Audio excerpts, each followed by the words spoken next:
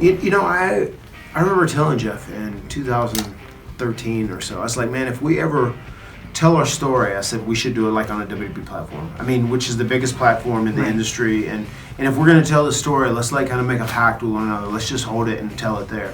And then whenever we did the WWE 24, I know Kevin Dunn, who's kind of the head of TV, I know he saw some of it earlier. He's like, wow, this stuff's pretty heavy or pretty dark, and I was like, I wanted it to be as realistic as possible and true to the, because there's a lot of people just in life that go through those struggles, and it's not.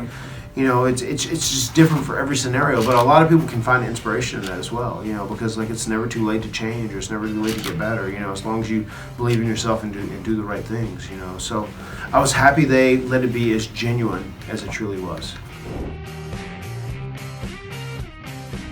I did. I felt like the whole thing where Randy was doing the deal with his ear, where he took his earring out and put his finger in it and stretched it, was some of the most legitimate TV there's been in a while, where you really feel for the guy that's getting this punishment put on him, and it was like a simple, not overly complicated thing, but I thought it was really well done.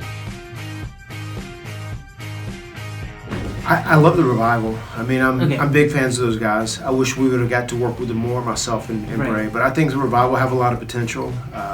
I hope they get to be utilized to the best of their ability. I would have loved to have had a long series with. My brother got hurt. We were actually going to work a program with the Revival right before Jeff hurt his shoulder. Was out for a while. Then we ended up kind of going our separate ways. Right. But I do like those guys a whole lot. Trying to think if there's anybody else that stands out. I like the stuff the Undisputed Era guys are doing at NXT. I worked with all those guys in Ring of Honor before, so I do like them all a lot.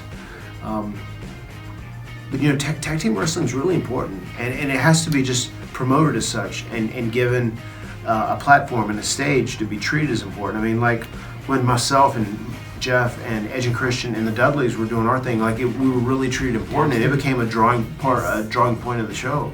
People would tune in to literally see what the tag team division was going to do. It led to those crazy ladder matches and table matches and TLC matches. So I was so happy with, the importance of the tag team division at that time. And at my core, Jeff and I, when we started, our dream was to one day be the WWE Tag Team Champions. So that'll always hold a special place in my heart, tag team wrestling. So I love it when the tag team wrestling is utilized to the best of its ability. They deserve to be in the WWE. They're that great of a tag team. I'm big fans of the Bucks of Youth, not only as wrestlers and performers, but also as human beings. Just two great guys, and I'm great friends with them and talk to them quite often. So yeah, just never say never when it ends up coming to WWE. Never say never about anyone. I watched the last half of our series when I had gotten home. I'd been somewhere. I just was traveling back home. I've been doing a lot of appearances in my time off, healing up. So I got to catch the end of it after I traveled. And wow, Raw had quite the showing. So apparently, hopefully, there'll be some sort of follow-up, and we'll explain why SmackDown was in that position it was, or what's going to change, or I would imagine in the big scheme of things there's some sort of underlining story that is going to come out of all this.